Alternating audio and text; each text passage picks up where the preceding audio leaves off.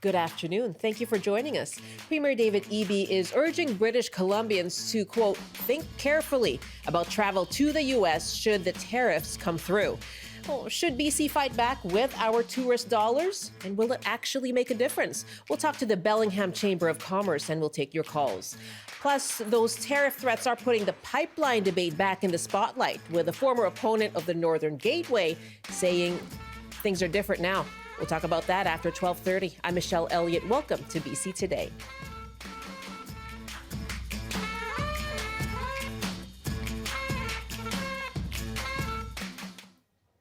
Premier David Eby is suggesting British Columbians should rethink travel to the United States. And he's made the comments yesterday in retaliation to ongoing tariff threats from U.S. President Donald Trump. But I really do think that for Canadians right now, when you're planning your March break vacations, when you're planning your summer vacations, if the tariff threat is realized, the deliberate economic attack on families in our province, in our country, by the President of the United States, that we should really be thinking carefully about spending our money in that country. And it's a bit heartbreaking to say it, to tell you the truth, because of our relationships back and forth. I don't understand why the president is doing this. I think it's bizarre. It's not a fight we wanted. It's not a fight we signed up for. But I assure every American, and certainly and especially the president, that Canadians will fight. We will stand up and fight, and that includes making decisions about how we spend our money. And we will not spend money in a country that wants to do economic harm to Canadians. That's Premier David Eby speaking to reporters yesterday. Well, we want to hear from you. What impact would a travel boycott to the U.S. have on the local economy and this strong connection between the two countries? Are you rethinking travel to the U.S. yourself? Will it really make a difference? You can call us 1-800-825-5950, 604-669-3733. You can hit pound 690 on your cell phone, and you can email bctoday@cbc.ca. My guest is Guy Occhiogrosso. He's president and CEO of the Bellingham Regional Chamber of Commerce in Washington State. Hello, thank you so much for joining us. Absolutely. Thanks for having me. Well, what went through your mind when you heard about these admonitions to rethink travel to the U.S.?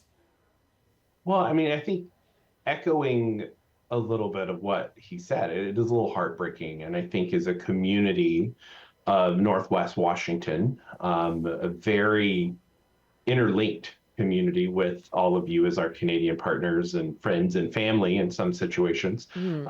It's very disheartening, and I think the ripples are substantial.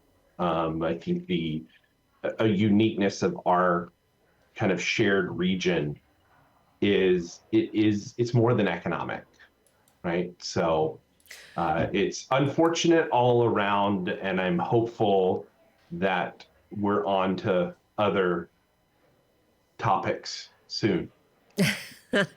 Not this week anyway. But what would be the ripple effect, do you think? What would be the impact on your members? Yeah, well, I think just kind of speaking to my comment just now, I think it's quite substantial and it's different. Being a somewhat smaller community and adjacent to a much larger regional community, Vancouver, Lower Mainland, I think there's really four components that I see a ban, or let's say a recommendation to not travel, to not shop, to not do business. There's four kind of specifics that I see it. First and foremost, retail. That's the one that we talk about a lot. That's the most visible one. That would certainly be the most painful to impact our business community, but also our local systems, right? So the retail sales tax, very similar to how most jurisdictions raise revenue, our city and our county would certainly be impacted in some of the revenue shortfalls from a retail loss of Canadian shoppers. I think the other interesting piece is our airport. And so as we kind of come out of the pandemic, we've seen various changes at the airport. And I think the Abbotsford kind of enhancements that took place over the last few years and the addition of Payne Field down in Everett has certainly changed the, I would say, economic success of our local airport, Bellingham International Airport. But I know a lot of Canadians utilize BLI to do their travels, and so that would certainly be impacted. The other piece that I think is really fascinating, and it's a story that we don't tell very often, are the Canadian-owned businesses in the US. They have sites in the US. And so whether or not the tariff would impact those entities, I guess, is yet to be seen, or how it would. But I'm thinking the humans that cross the border on a regular basis to engage with those companies would certainly be impacted as well. And then lastly, and then this speaks to more of the integrated nature of our communities, and that would be those border communities. Clearly, Blaine and Sumas, smaller cities, they have almost this, I want to say reliance, but there may actually be a better word, like interwoven community with Canadians and Canadian partners on the other side. And then that unique situation that we have with Point Roberts. And so I think it's bigger than just economics for some of our communities and neighborhoods. Yeah, it's cultural, isn't it?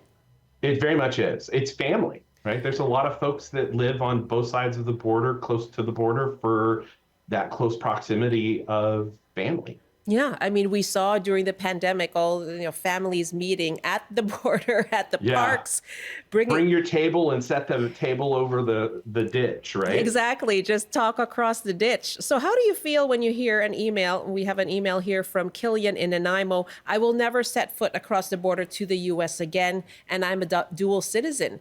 Not just because of the tariffs, although that is huge, but I just cannot go to a place that saw Trump as a good choice. Buy Canadian and stay here. Killian, thank you so much for the email. How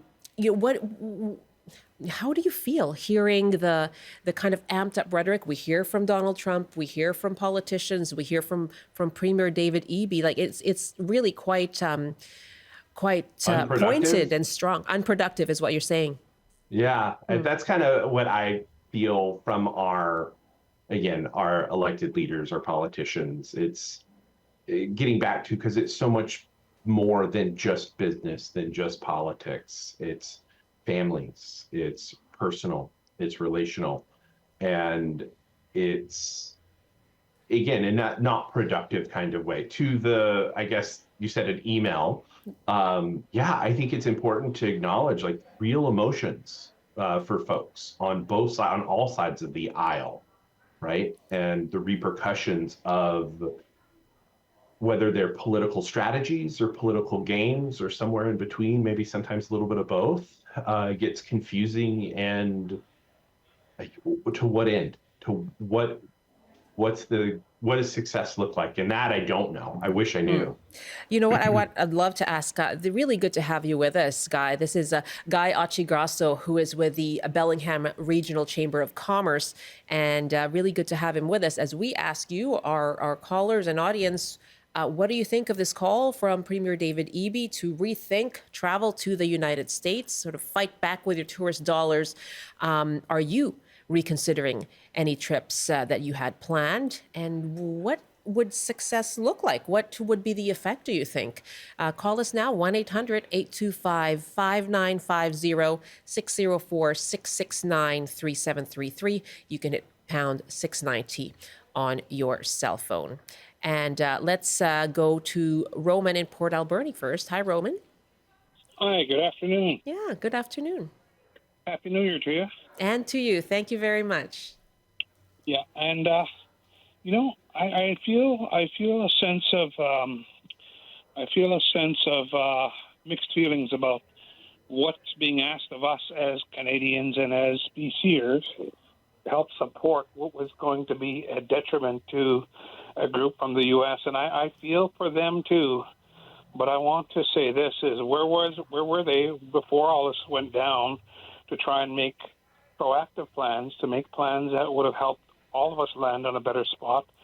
when it seems us as a smaller nation, us as a smaller community, so to speak, are being asked to save the day. What is going on when it's Canadians that are being asked to step up to the plate and make this right? Had we led into this with any sort of forethought or planning or any sort of proactive work, so to speak, that could have prevented this on a regional, on a more community to community level? On the politicians. Yeah. Mm-hmm. Yeah, Roman, is it right? That Even kind as of good neighbors. Even as good neighbors, what had been done to help us support each other to be good neighbors? Roman, thank you very much for the call. We're hearing a lot of, knee-jerk reaction type commentary on what they're hearing from politicians. Tony is on the line in Vancouver as well. Hi, Tony.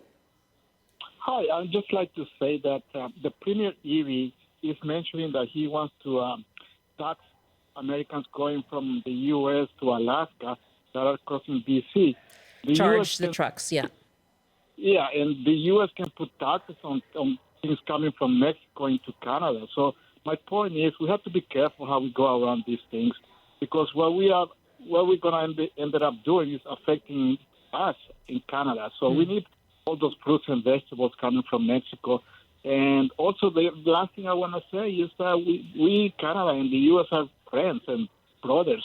We don't need to be fighting. Anyways, love you. Have a good day yourselves. Well, thank you so much for the call, Tony. Great to have you with us. Raymond in Nelson, what are your thoughts on a call to rethink traveling to the United States in the face of a Trump presidency, in the face of tariffs? Hi, Raymond. Raymond, are you there? Okay, I think we've lost our caller in Nelson. Raymond, my apologies for that. Carrie is on the line in Surrey now. Hi, Carrie. Hi, I'm really struggling with this because, like a lot of what the other callers were saying, you're our friends. I'll say it to Gus right now. You're our friends. You're our neighbors, and we're having to react to one man. Like, Trump is doing this to us. We never did anything to warrant this kind of reaction. I'm someone who goes to Disneyland every year, and I am having to rethink this because this isn't just a trade war. He's threatening to collapse our economy. And I guess kind of what the first caller said, I would like to start hearing Americans stand up for us. I'd like to hear politicians yell out, like, this isn't okay what he's trying to do. It's heartbreaking, but I do agree with David Eby. We have to protect ourselves from more or less this attack. Carrie, good to hear from you. France at Cecil Lake. Hi, France. Hello there. Yeah, what do you think of a ban or a boycott on traveling to the United States?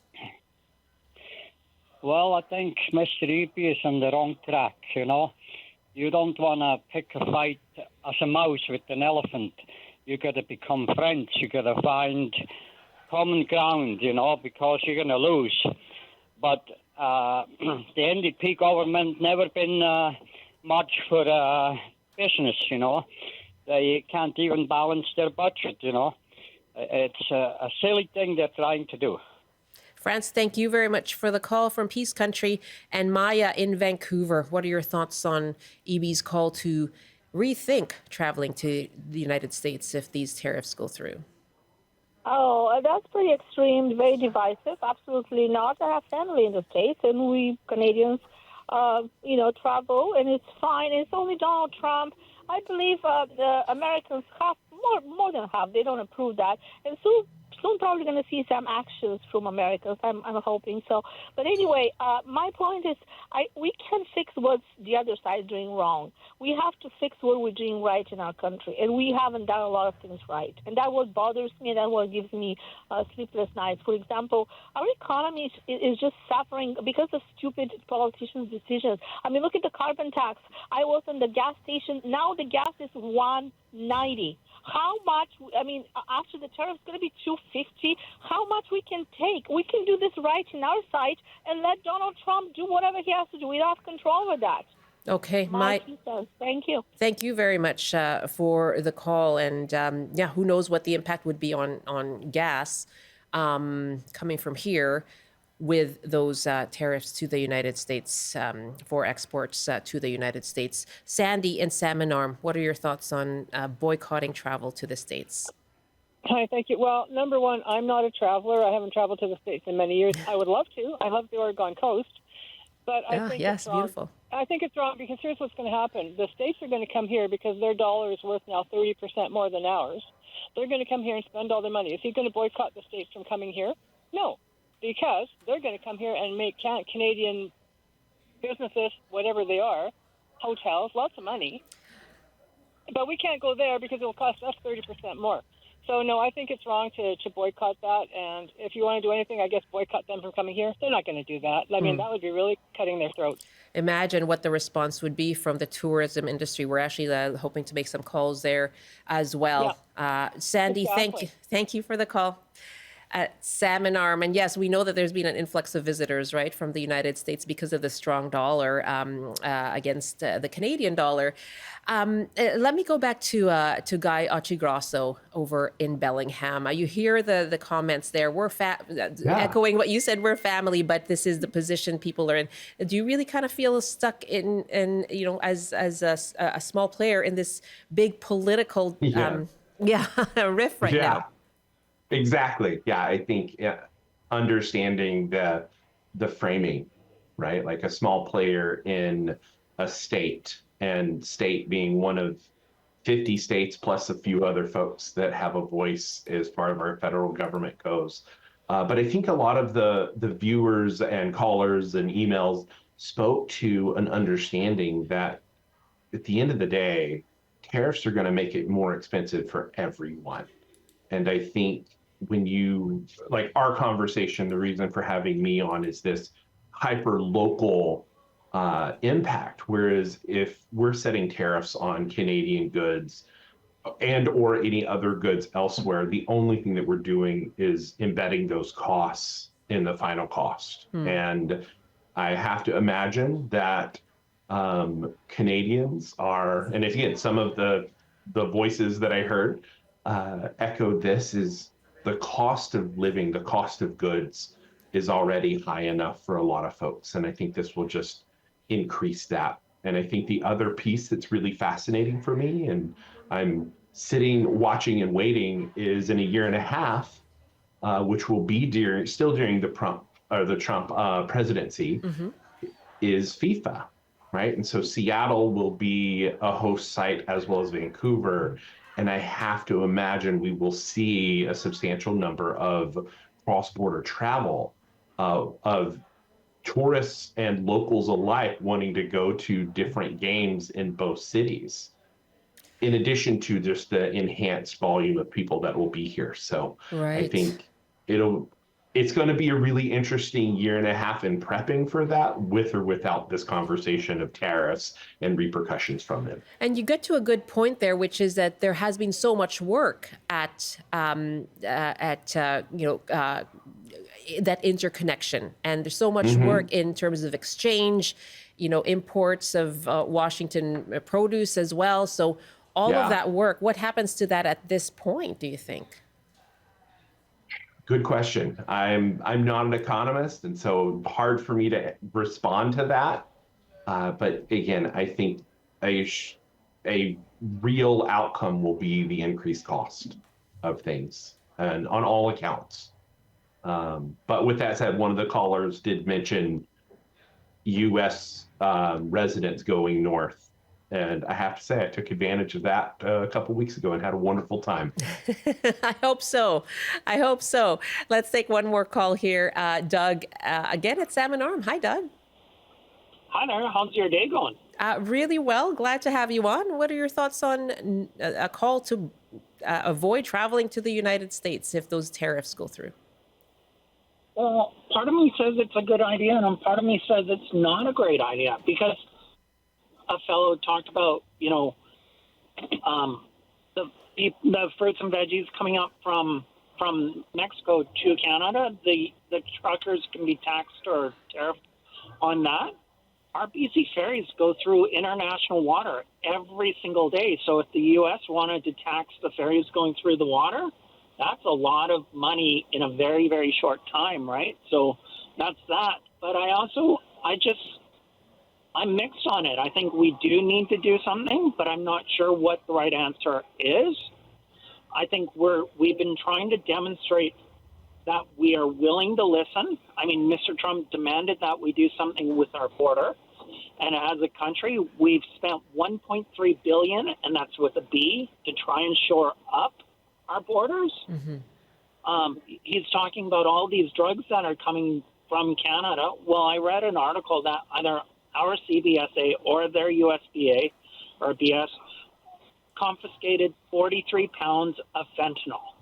Well, when you put it out that way, that's either 4 bags of flour or 4 bags of sugar. So where are all these thousands and thousands of things of drugs coming from? Like, I don't understand. What more can you do if in your view, Doug, that those concerns around the border, to what extent are they valid, and to what extent do the efforts on the Canadian government side addressing the concerns that have been raised by Donald Trump? Thank you very much for the call, Doug. Really good to hear from you. And Guy Occhiogrosso, you know what? Here's to good relationships between neighbors. Right. But it's quite an interesting discussion, and we'll see what happens, whether people heed these calls and see it as a way to retaliate. But I really appreciate your joining us this afternoon. Absolutely. Thanks for having me, and we'll gladly welcome any Canadians that want to come down for whatever reason. Great to have you. That's Guy Occhiogrosso, President and CEO of the Bellingham Regional Chamber of Commerce. We are getting a lot of emails on this. Arlene wrote on whether to rethink a trip to the United States. I just canceled my trip to the Seattle Flower Show in February, which I have attended for the past 31 years. Why would I spend money in a country that voted to take our economy out? Please think twice before you go down there and buy gas or buy groceries at Trader Joe's. Mel writes from Comox. Every dollar spent in the U.S. weakens our dollar. You buy U.S. dollars when in the United States. I'm with the Premier. Stay home as you're supporting Trump when you buy U.S. dollars. Jen writes, I'm definitely avoiding travel to the U.S. We donate a little money to public broadcasting in the United States, and in a recent newsletter learned of an interesting rail journey from Seattle to Chicago. That trip sounds great, but I read the article and thought that will have to wait 4 years. Jen, thank you very much. More emails here. Van is writing, actually from Palm Springs. My daughter and I travel to Palm Springs every winter for 2 months. We spend thousands of dollars here every year. And I should say that Van is from Victoria. And Van writes, we won't be coming back as long as Trump is president. Canada, Mexico, and Cuba are all options. And lots more emails here as we go through this. Dave writes, let's do a soft boycott of the U.S. It will not have a large impact. It will be symbolic. We've got to be proactive in this mindless trade war with allies. Thank you as well for your email, Dave. You can keep sending them to us, bctoday@cbc.ca.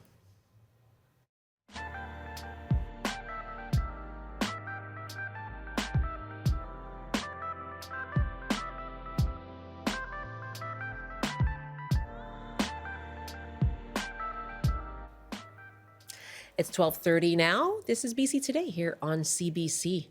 Thank you so much for all of your calls and your emails on the topic of a boycott of travel to the United States. Again, Premier David Eby saying British Columbians should think carefully about traveling to the U.S. and spending BC Canadian dollars there if the tariffs go through.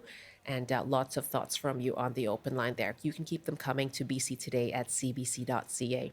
And coming up in our next half hour, we're going to talk about energy policy and a question around whether we should be revisiting or expanding oil production, oil capacity as another way to retaliate. We'll hear from the environmental group Sierra Club of BC, as well as former NDP MP and MLA Nathan Cullen. And we'll take your calls. That's coming up after the CBC News Update. Good afternoon. The RCMP is once again sending more officers to Dawson Creek following a new spate of violence. In the past week, there have been at least 2 high-profile shootings, including a drive-by in a residential neighborhood and another in a business area that left 1 dead and another injured. A recent investigation by the Fifth Estate found that since 2021, 11 people have gone missing or been murdered. Liberal Cabinet Minister Harjit Sajjan has announced he won't run for re-election. The Vancouver South MP has been in office since 2015 and served as Emergency Preparedness Minister and Minister of National Defence. Sajjan says the political landscape has been increasingly toxic over the last few years. And a boil water advisory is now in effect for the entire village of Cache Creek. Officials say there's a problem with the chlorination system. Residents are asked to boil water at least 3 minutes. The advisory is expected to last 2 days. And now the forecast: a snowfall warning is in effect for McGregor and a winter storm warning is in place for inland sections of the north coast, including Stewart. Highs around 0 and mainly cloudy this afternoon in the Peace. In the central interior, including Prince George, mainly cloudy with a high of -4. Highs from -8 to -2 with lots of sunshine in the Kootenays. In the southern interior, including Kelowna, a mix of sun and cloud with a high of -2. And mainly cloudy this afternoon in Greater Victoria. Some sunshine in Metro Vancouver and the Fraser Valley with highs around 5. That's your CBC News update from Vancouver. You know, I feel like this weather, I'm very much enjoying the weather. It's brisk, it's cold, but sunny. yes, clear, Yeah. nice, sure. I had to laugh when I saw early yesterday someone along Commercial Drive walking his dog early in the morning, looking with a very, just his eyebrows raised, real frown on his face and like hunched over in his jacket, just walking his dog down the street. Yeah, not feeling so good, it didn't look like. Yeah. Stephen Quinn was saying that he walks his dog at 3:30 in the morning before work. Oh my goodness. Yes. Yes, I know. I heard him talk about that. It's brisk and he gets dressed in the dark because 3:30 in the morning is really dark. How do they even see where they're going? That's a good question. Yeah, he's got a flashlight, I'm sure. he does. Well, shout out to all the dog walkers For sure. out there. We feel you.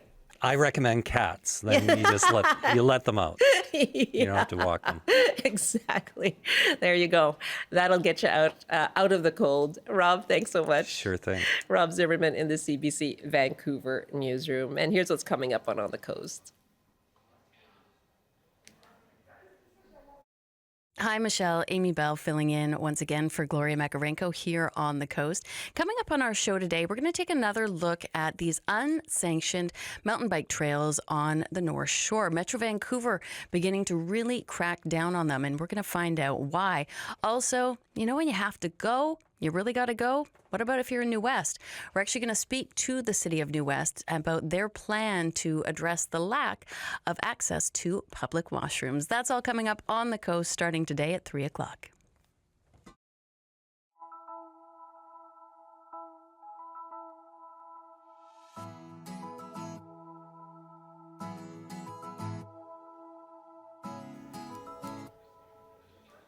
Welcome back. You're with BC Today, live on CBC Radio 1, CBC Television, and live streaming as well. You can watch us on YouTube on the CBC Vancouver page. CBC British Columbia is where you can find us, and you can use the CBC streaming service, CBC BC. Well, this story is developing just over this last hour. Okay, so we've heard from Donald Trump's presidency that it has put pipeline projects back in the political spotlight. And yesterday, there was a comment from Grand Chief Stuart Phillip of the Union of BC Indian Chiefs saying that his stance has softened, or the time is different now when it comes to the long-dead Northern Gateway Pipeline project. This was a project that was from Enbridge, from the company Enbridge, proposed to bring diluted bitumen from Alberta to Kitimat and for shipment off to Asia. It was shelved in 2016 after a federal court decision that found there was lack of consultation with Indigenous groups. And so Stuart Phillip spoke yesterday at a press conference with the province. Here's what he had to say. It was a person that really fought against the Northern Gateway pipeline as well as Kinder Morgan. And when I look back on that, that was a different time. We are staring into the abyss of uncertainty right now with climate change, the climate crisis, and the American threat. So I would suggest that if we don't build that kind of infrastructure, Trump will. And there will not be any consideration for the environment or the rule of law or anything along those lines. I think that we can do better. That's Grand Chief Stuart Philip speaking yesterday. And now, in the last hour, he is changing his position on this or clarifying his position. In a statement, he said, "I do not support resuscitating dead projects such as the failed Northern Gateway pipeline, which would have been an absolute disaster for our land and waters. I sincerely apologize for any confusion on this point. I want to take this opportunity to commend the thousands and thousands of good people across the country, led by First Nations in BC, who opposed the project. It remains an absolute honor and privilege to have marched in the streets and stood in the courthouse in opposition." And he goes on to say, "We are very serious about the work we've done to date. We are simply not going to stand aside and let the gold rush overwhelm us. We remain acutely aware that we are in perilous times globally and need to be planning for the possibility of tariffs from President Trump." And now, over in Alberta, of course, there's been this discussion as well because Premier Danielle Smith has talked about expanding oil capacity in light of the Trump presidency. And speaking to reporters yesterday, Premier Danielle Smith said that while she hopes to avoid a trade war with the United States, the threats from Trump should also be an imperative to put projects like Northern Gateway and the Energy East pipeline back on the agenda. Well, Premier David Eby was asked about this too. Without question, diversification has to be part of our key strategy. But when you're advancing proposals, I think it's critically important that the provinces where those those projects may be located, the Indigenous people who may be affected, the national government, I think everybody needs to be a part of those conversations. From my perspective, I have some differences of opinion with Premier Smith, but where we are completely aligned is that we need to stick together as a country to defend jobs and economic activity in this province. Now, CBC did reach out to Enbridge for comment on the Northern Gateway pipeline, and a statement says they have no plans to develop Northern Gateway. And it says our current effort is focused on leveraging our pipeline in the ground and our existing rights of way. There's lots of capacity there that is efficient and less disruptive to communities and the environment. Well, we'd love to hear from you. What do you think of this debate? And of course, we've heard now this clarification and retraction from Grand Chief Stuart Philip saying that he continues to be opposed to the Northern Gateway pipeline. Amid all of this, what do you think of the debate around expanding Canada's oil industry and oil capacity in the face of a Trump presidency? And how does the climate crisis fit into this debate? How should it fit into this debate? Is it being left out? Our number is 1-800-825-5950, 604-669-3733. You can hit pound 690 on your cell phone. Our email is bctoday@cbc.ca. Right now, we're joined by Shelley Luce, who is the campaigns director for Sierra Club BC. Good afternoon. Thanks for being with us. Hello, thanks for having me. Well, as I mentioned, there's been the latest comment from Grand Chief Stuart Philip, who made news yesterday in light of the press conference, where he seemed to have softened his stance on Northern Gateway in the face of a Trump presidency. So I'm wondering what your thoughts are, when it comes to the reactions to what Donald Trump's approach is, which is drill, baby, drill in the United States. Well, I certainly agree with the Grand Chief that we are in perilous times and we're entering a very difficult political moment right now. And at the same time, the impacts of climate change are hitting us harder and faster than we ever predicted. So we do need to think about our next steps and think very carefully. I also agree that we do need more infrastructure. The infrastructure that will serve us best is renewable energy. And we have the opportunity, we have an enormous opportunity now, even with the US government, who are also pulling back on their clean energy commitments. So while they're moving forward with new drilling or whatever the new president is promising, they are also pulling back on their clean energy commitments at the very same time that the rest of the world is clamoring for more clean energy. So this is a great opportunity for us to step up and invest in renewable energy, like the 9 projects that were approved last year for BC wind projects. And most of those are 50% owned by Indigenous nations, by First Nations. So I think this is a great opportunity to move forward with new infrastructure and with moving British Columbia to the forefront of providing clean energy. What Alberta Premier Danielle Smith and Conservative leader Pierre Poilievre argue is that infrastructure needs to be domestic pipelines in response to the threat from Donald Trump. What do you think of that? I think that we've built a lot of pipelines and we've seen a lot of spills. We've seen a lot of controversy. We've seen environmental damage and human rights impacts on First Nations throughout British Columbia and elsewhere in Canada. I think we also can acknowledge that fossil fuels and fossil fuel pollution are the reason for the climate crisis we're facing, and that climate crisis is tied very directly to our cost of living. The CBC reported last week that insurance costs for homes are likely to skyrocket in 2025. And it's not a surprise given the fires and the landslides and the flooding. Flooding and landslides just in October, November, a few short months ago. These disasters are hitting us more and more often, and they're hitting us in our pocketbooks as well. Food security, another area where we are going to be impacted and where prices could go up and up and up if we don't start pulling back on fossil fuel production so that we can lessen the impacts in the future of climate pollution, of fossil fuel pollution. So we have a choice. We can build more pipelines. We can build more of that kind of infrastructure, or we can build the infrastructure that's going to move us into the future and give us sustainable energy. We're going to have a lot of electricity needs here in British Columbia. Also in the US, they will want to import electricity from British Columbia as they have in the past, clean, renewable electricity. And we have such great opportunity to do that right now. And my final question to you is: the U.S. has pulled out of, as far as an executive order from the president, pulled out of the Paris Accord again. We're not immune to what happens in the United States. So what would Trump's presidency mean for the fight against the climate crisis?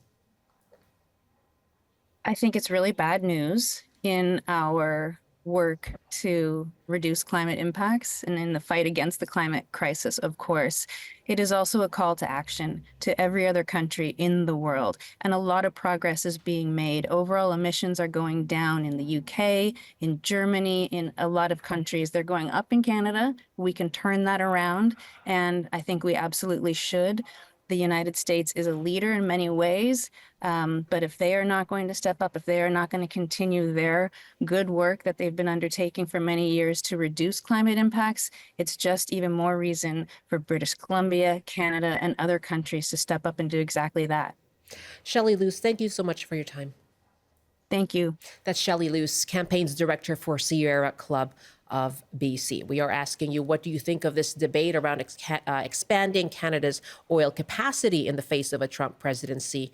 And is the climate crisis being left out of this discussion? We'll take a couple of your calls, and in a few minutes, we'll hear from Nathan Cullen, former NDP MLA and former NDP MP in the Skeena Bulkley Valley. And Chris is joining us from Victoria. Hi, Chris.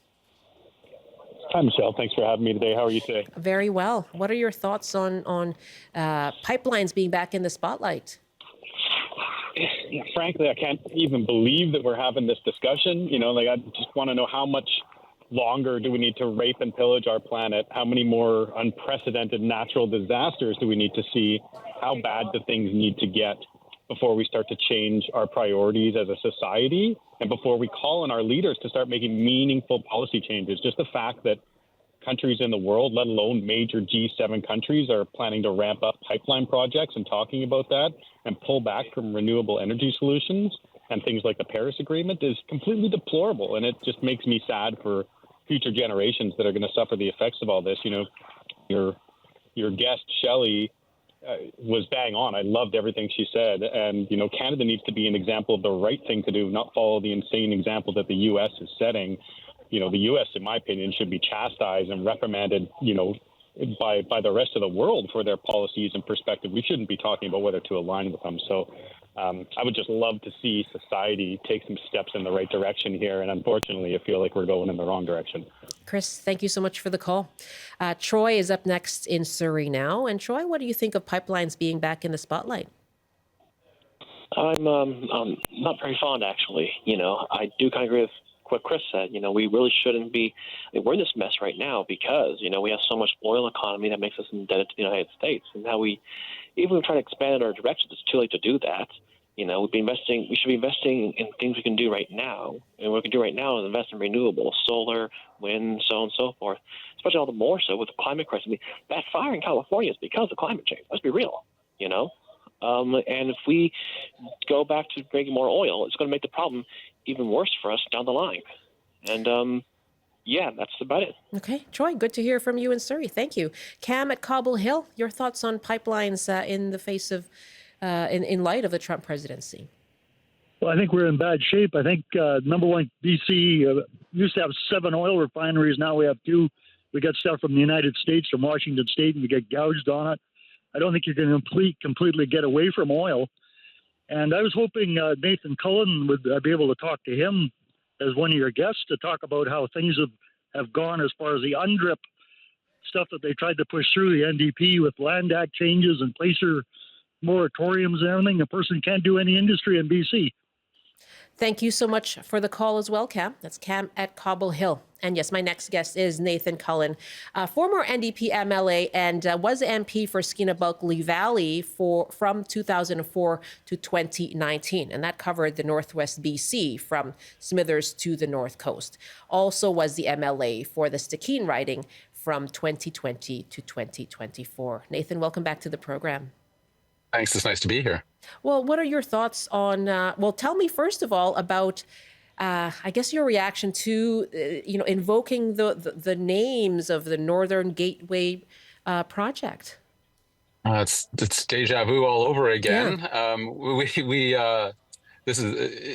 I almost thought of it as, is this a zombie project that just keeps rearing itself? But I listened to your program earlier where you read the statement from Enbridge itself, which has no plans for this. Mm-hmm. This was always a terrible project. It put so much at risk across the north, moving diluted bitumen hundreds and hundreds of kilometers across 2 coastal ranges, 1,100 rivers, and then trying to take it down the Hecate Strait.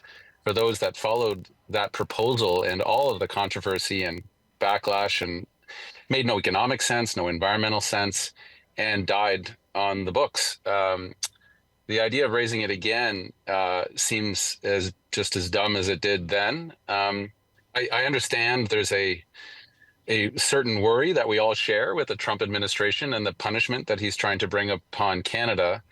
But I have to agree with the vast majority of the premiers and Canadians who are saying, oh, well, we'll stand united on this. I'm not sure Mr. Trump has properly estimated the resolve and the pride of Canadians, and that we can do smart things. We don't have to reach back into the past for dumb ideas to the threats of a president who is unpredictable, and that's about as generous as I can be.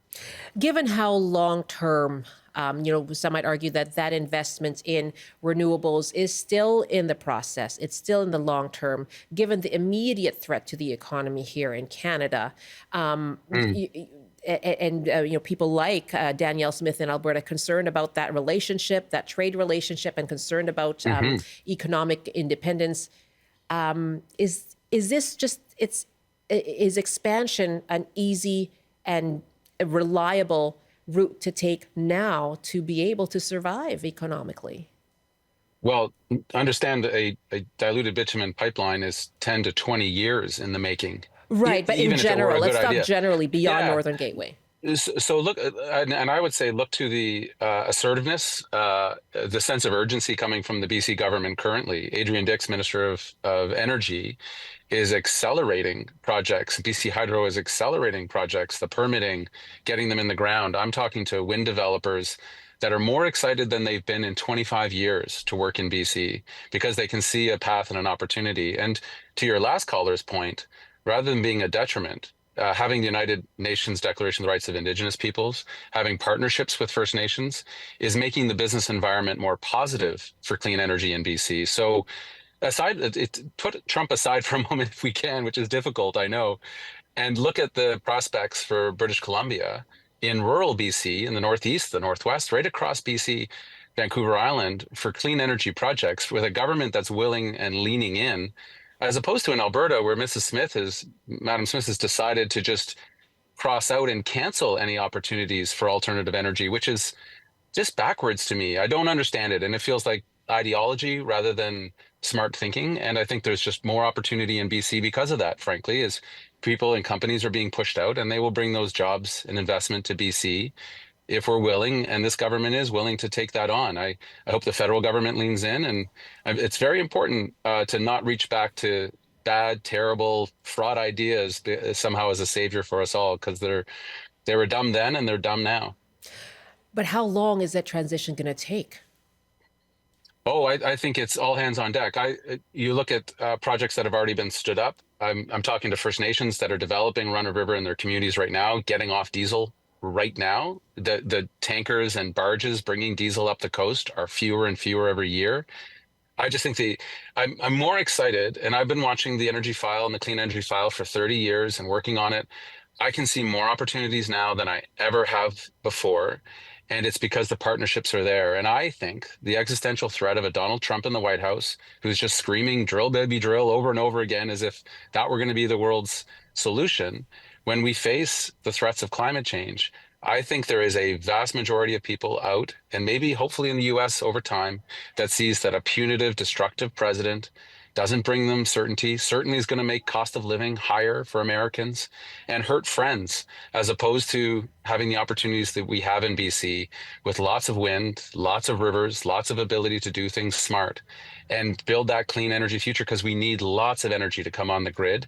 BC Hydro is unrecognizable from where it was 5 years ago and is leaning into this project in a very, very positive way. So I think British Columbians could lead the world in what we're doing right now. Nathan Cullen, if you don't mind holding on as we take some calls here. A lot of comments coming in. Bhupinder in Surrey is next to comment on the reemergence of pipelines as the pipeline debate and expansion in light of Trump's presidency. Hi, Bhupinder. Yeah, thank you for taking my call, Michelle. The lady from Sierra, she was right. We have to take care of our environment. This fellow south of the border, just got to ignore. He's not an intelligent person. We should focus on clean energy. Don't rush. The oil in Alberta, the dirty oil, we had so many fires in California and a few years back in Fort McMurray. So we have to stand up. We have to be on our own, and the cooler head should prevail. What Miss Danielle is saying, don't rush. Maybe she's interested in selling her oil, but we should be focusing more on clean energy. Thank you. Thank you very much, Bhupinder. David in Vancouver, your thoughts on revisiting pipeline expansion in light of a Trump presidency? Hi. I agree with many of your previous callers. I just want to add the point that within the last 10, 15 years, with all the Alberta premiers that we've seen, be it Jason Kenney, Rachel Notley, or Alison Redford, we've seen them advocate tirelessly and quite vociferously for the oil industry. And it seems that the oil itself is embattled, increasingly difficult. And for a long time, Canadian oil has been advertised as a reliable and ethical source of oil. However, the fact that the premiers have to fight so hard for oil is an indication that it is subject to geopolitical turmoil. It is not reliable. What do you And say to people relying on the jobs? I think that they are in an industry that has contributed to a lot of growth and a lot of progress in the 20th century, and now we're in a different era. We have to shift toward a different source of energy.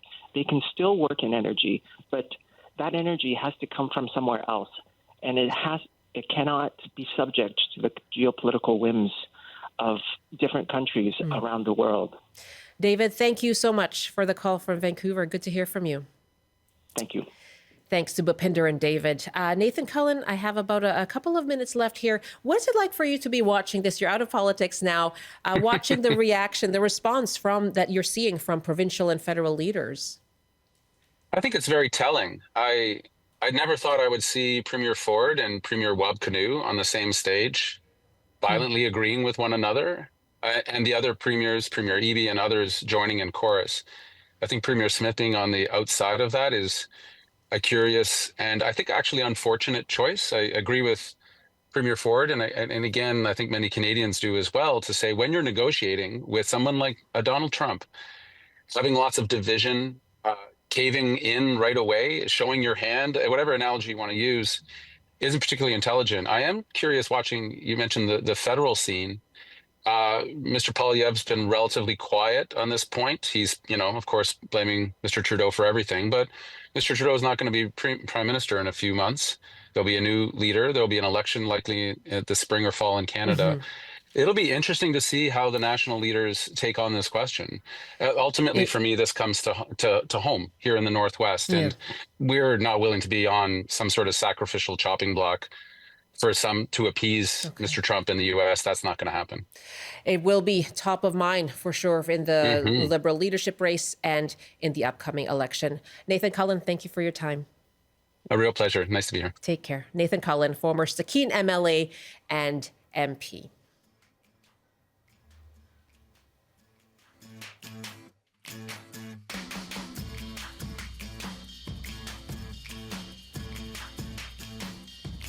Lots of emails on this. Michael writes, if we were to further develop any oil or natural gas resources, Alberta should be investing in refinement facilities for use here in Canada rather than dirty oil being pumped through the ecologically sensitive north of BC to the coast for refinement in the U.S. Thank you so much for your emails. Lots and lots coming in. BC Today at cbc.ca. Always great to have you weigh in. I'm Michelle Elliott. Thanks for joining us on the show. Have a great afternoon.